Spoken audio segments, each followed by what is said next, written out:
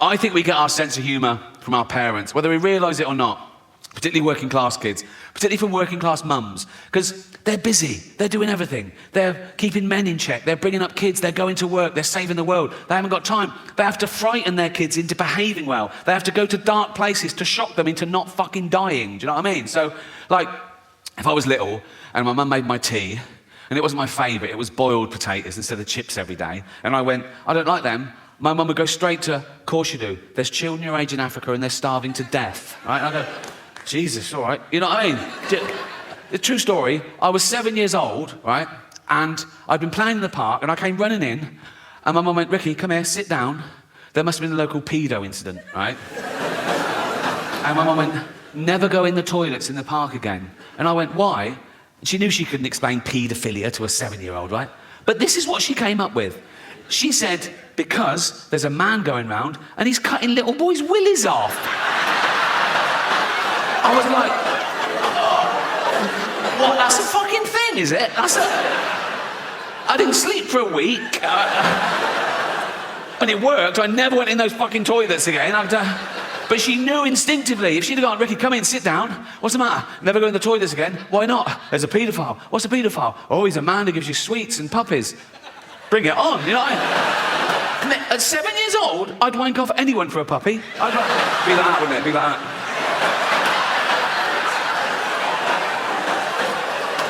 Gonna get a puppy here? I'm getting a puppy. I'm getting a puppy. Gonna get a puppy here? Oh, fucking hell. Oh, I cannot do it left-handed at all. Fucking hell, come on. Have you been drinking? Oh, Jesus Christ. Come on. Fucking hell. Oh.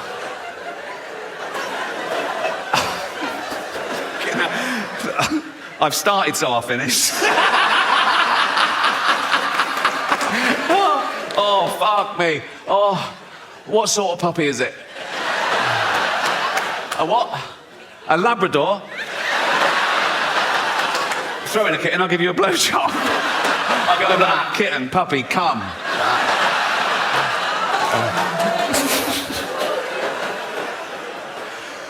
Oh, I miss the local pedo. Don't you? There was always one, wasn't there? Outside the school, you'd be with your mum and she'd go, look, there's a paedophile. Because he had the uniform of the pedo. You know what I mean? You could spot, old bloke, bald on top, long down the side, like that. And I'll go, that's a dirty pedo. Say hello, hello, hello, like that. Dirty, look, that's what a fucking pedo looks. Dirty fucking paedophile, right? That's what they look. If he touches you, we'll burn his house down. It was a good system, you know what I mean?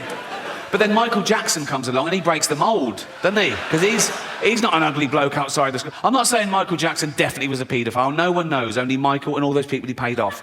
All I'm saying is that kids loved Michael. Kids loved Michael just to look at him, like a little Disney cartoon, wasn't he? And then his voice, hello, you know, that... Oh, Michael Jackson go up to any kid he wanted. Probably not like that, didn't he? Or like that. That's another thing. Kids would go, there's Michael Jackson, but he's going away from us. He wasn't, he was going towards them. But people don't care, because he's so good. Right? He's so good. He's so popular as well. I think if he'd have lived to stand trial, he'd have beaten the rap, because everyone loves him. And he'd be so vulnerable in court as well, wouldn't he? He'd be there like that. And the judge would go, Michael, did you fiddle all those kids? And he'd go, hee hee.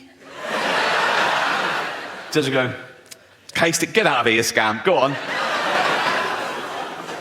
I promised you more about China, and this is an amazing statistic, okay? This is true, look it up, right? In China, there are 10 million Chinese paedophiles. 10 million Chinese paedophiles in China, and there's not enough kids. Because they've been restricting the birth. There's all these poor pedos, and they're going, where's all the fucking kids? And, you know, fuck me, we're having to double up here, and... I just thought of a joke then, I can't do it. It is actually too offensive. Okay, all right, I'll do it. But remember, you can't choose your own thoughts, okay? And I just had this thought, right? Chinese paedophile. Goes up to a little Chinese kid, and he goes, do you want a puppy? And the kid goes, I'm not hungry.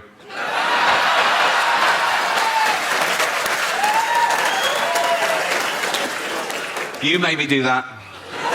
You committed the hate crime. I'm woke, I forgot. Let me get back on track, right. Right, I've got a woke joke, right? You remember those jokes we used to have when we were kids, like doctor jokes, like, doctor, I keep thinking I'm a pair of curtains. Well, pull yourself together then, right? I've done a woke version of that, brought it up to today's standards, right? So, bloke goes to the doctor, he goes, doctor, I keep thinking I'm a pair of curtains. And the doctor goes, well, you are then.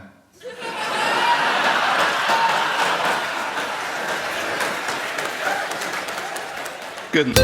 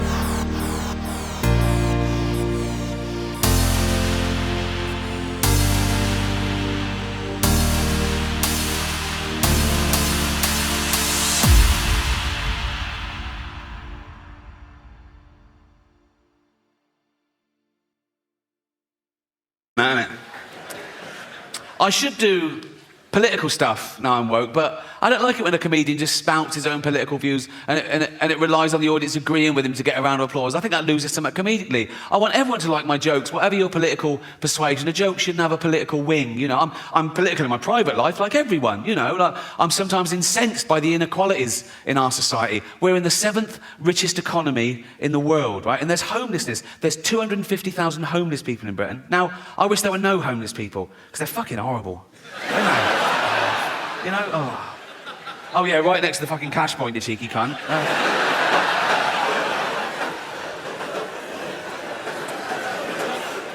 It is a serious problem, and I hope none of you ever find yourself homeless, but if you do, my advice is heroin. Cheers you right up, apparently.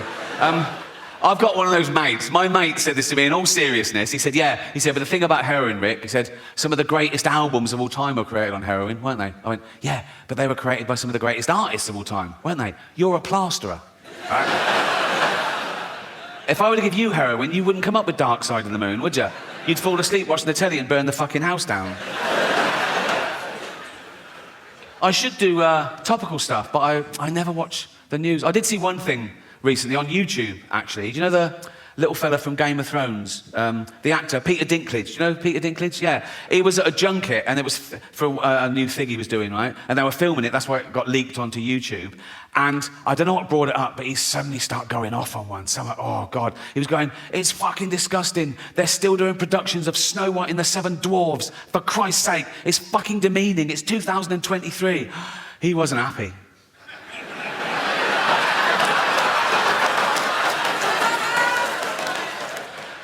He was grumpy, wasn't he? He's got a point now, hasn't he? Obviously he's got a point. But the thing is, it's all right for him, because he's a multi-millionaire Hollywood actor, and he's a great actor as well. He does Shakespeare and everything. A lot of dwarves in entertainment aren't that great. No, some of them are fucking... They're props, right? No, let's be... They're lucky to be fired from a fucking cannon, right? And so... dancing around Snow White for 3 weeks of the year, that is their, like, holy grail, and he's going to